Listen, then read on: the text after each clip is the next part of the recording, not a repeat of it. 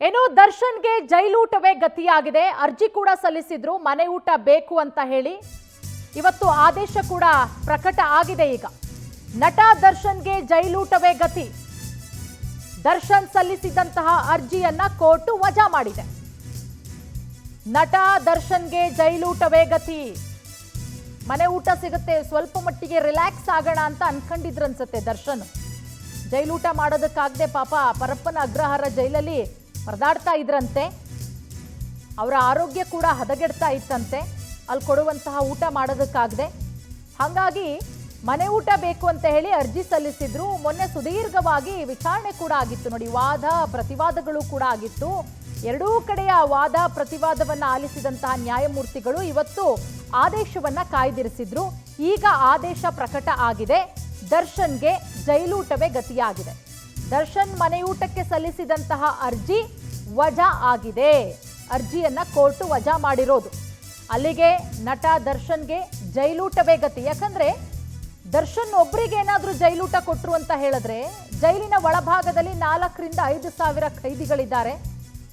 ಅವರು ಎಲ್ಲರೂ ಕೂಡ ಅದನ್ನೇ ಕೇಳ್ತಾರೆ ಅಂತ ಹೇಳಿ ಒಂದಷ್ಟು ಜನ ಹಿರಿಯ ಅಧಿಕಾರಿಗಳು ಕೂಡ ಹೇಳ್ತಾ ಇದ್ರು. ಜೈಲಾಧಿಕಾರಿಗಳು, ರಿಟೈರ್ಡ್ ಆಗಿರುವಂತಹ ಜೈಲಾಧಿಕಾರಿಗಳು ಮತ್ತೆ ಪೊಲೀಸ್ ಆಫೀಸರ್ ಎಲ್ಲರನ್ನೂ ಕೂಡ ನಾವು ಕೂಡ ಮಾತನಾಡಿಸುವಂತ ಪ್ರಯತ್ನ ಮಾಡಿದಾಗ ಅವರಿಂದ ಬಂದಂತಹ ಉತ್ತರ ಕೂಡ ಅಷ್ಟು ಈಸಿಯಾಗಿ ಮನೆ ಊಟ ಕೊಡೋದಕ್ಕೆ ನ್ಯಾಯಾಲಯ ಒಪ್ಕೊಳ್ಳಲ್ಲ ಕೋರ್ಟು. ಯಾಕಂದ್ರೆ ಮನೆ ಊಟ, ಹೊರಗಡೆ ಊಟ ಅದನ್ನ ಪರಿಶೀಲನೆ ಮಾಡಬೇಕಾಗತ್ತೆ. ಮತ್ತೆ ನಾಳೆ ದಿನ ಏನಾದರೂ ಹೆಚ್ಚು ಕಡಿಮೆ ಆದರೆ ಅದೆಲ್ಲದಕ್ಕೂ ಕೂಡ ಹೊಣೆ ಜೈಲೇ ಆಗುತ್ತೆ. ಸೊ ಹಾಗಾಗಿ ಮತ್ತೆ ದರ್ಶನ್ ಒಬ್ರಿಗೆ ಕೊಟ್ಟರು, ಸೆಲೆಬ್ರಿಟಿ ಅಂತ ಹೇಳಿ ಕೊಟ್ಟರು, ಮತ್ತೆ ಕಾನೂನಿನ ಮೇಲೆ ಇರುವಂತಹ ಗೌರವಗಳು ಕೂಡ ಇರೋದೇ ರೀತಿಯಲ್ಲಾಗುತ್ತೆ. ಮತ್ತೆ ಉಳಿದಂತಹ ಖೈದಿಗಳು ಕೂಡ ಕೇಳುವಂತ ಸಾಧ್ಯತೆಗಳಿದೆ. ಹಾಗಾಗಿ ಜೈಲೂಟ ಕೊಡಲ್ಲ ಅಂತನೂ ಕೂಡ ಹೇಳಲಾಗ್ತಾ ಇತ್ತು, ಮನೆ ಊಟ ಕೊಡಲ್ಲ ಅಂತ. ಅದರಂತೆ ಈಗ ಜೈಲೂಟವೇ ಗತಿಯಾಗಿದೆ ನಟ ದರ್ಶನ್ಗೆ. ಈ ಬಗ್ಗೆ ಮತ್ತಷ್ಟು ಮಾಹಿತಿ ಕೊಡ್ತಾರೆ ನಮ್ಮ ಪ್ರತಿನಿಧಿ ಮಂಜುನಾಥ್. ಕೊನೆಗೂ ಕೂಡ ಜೈಲೂಟವೇ ಗತಿಯಾಗಿರೋದು ದರ್ಶನ್ಗೆ. ಮೊನ್ನೆ ಯಾವ ರೀತಿ ವಾದ ಪ್ರತಿವಾದಗಳಾಗಿತ್ತು, ಈಗ ಏನು ಮಾಡಬಹುದು ಅಂತ ಹೇಳಿ ನೆಕ್ಸ್ಟ್ ದರ್ಶನ್ ಮುಂದಿರುವಂತಹ ಆಪ್ಷನ್ಗಳು ಏನಾದ್ರೂ ಇದೆಯಾ ಮನೆ ಊಟಕ್ಕೋಸ್ಕರ? ಖಂಡಿತ ಪೂರ್ಣಿಮಾ, ಏನು ನಟ ದರ್ಶನ್ ಅವರು ಅಂದ್ರೆ ನಮ್ಗೆ ಜೈಲೂಟ ಆಗ್ತಾ ಇಲ್ಲ, ಸೇರ್ತಾ ಇಲ್ಲ, ಬಾಡಿಗೆ ಡಿಸಿಷನ್ ಆಗ್ತಾ ಇಲ್ಲ, ಸೊ ಒಂದಿಷ್ಟು ಆರೋಗ್ಯದಲ್ಲಿ ಏರುಪೇರು ಆಗ್ತಿದೆ ಅಂತೇಳಿ ಹೈಕೋರ್ಟ್ ಮೊರೆ ಹೋಗಿದ್ರು. ಅಂದ್ರೆ ನಮ್ಗೆ ಮನೆ ಊಟ ಕೊಟ್ರೆ ನನಗೆ ಈಸಿ ಆಗುತ್ತೆ ಅಂತೇಳಿ ಹೈಕೋರ್ಟ್ ಮೊರೆ ಹೋಗಿದ್ರು.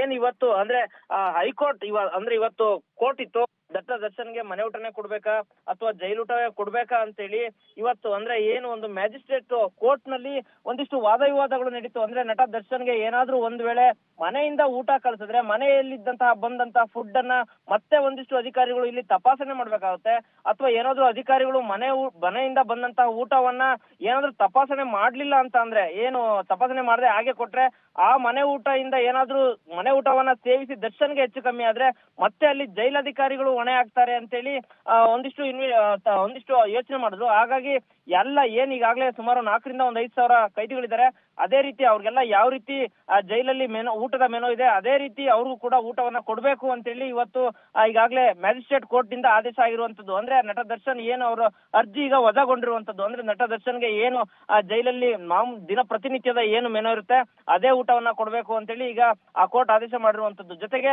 ಒಂದ್ ವೇಳೆ ಏನಾದ್ರೂ ಸೆಲೆಬ್ರಿಟಿ ಅಂತೇಳಿ ಮನೆ ಊಟವನ್ನ ಇವ್ರಿಗೆ ದರ್ಶನ್ ಅವ್ರಿಗೆ ನಾವೇನಾದ್ರೂ ಮನೆ ಊಟ ತರಿಸ್ಕೊಡಿ ಅಂತ ಹೇಳಿ ಒಂದ್ ವೇಳೆ ಹೇಳಿದ್ರೆ ಮತ್ತೆ ಬೇರೆಂತಹ ಹಣ ಇರುವಂತವ್ರು ರಾಜಕಾರಣಿಗಳು ಬೇಜಾರು ಕೊಟ್ರೆ